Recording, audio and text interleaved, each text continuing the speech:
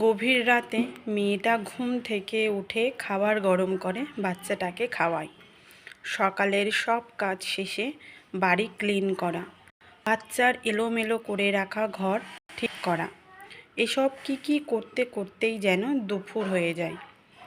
সবার যতগুলি কাপড় ধোয়া লাগে না, বাচ্চারই তার বেশি কাপড় ধুতে হয়। বাচ্চার ঘুমে থাকার সময়টা দ্রুত চান ও যা কাজ থাকে মেয়েটা করে নেয়।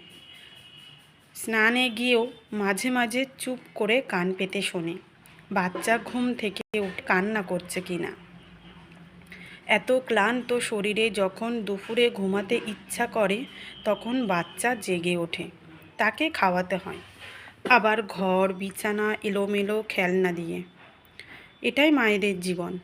ক্লান্ত শরীর, ঘুম কম হওয়া, চোখের নিচে কালো, নিজেকে নিয়ে ভাবার সময় নেই যতদিন না বাচ্চাটা একটু বড় হচ্ছে।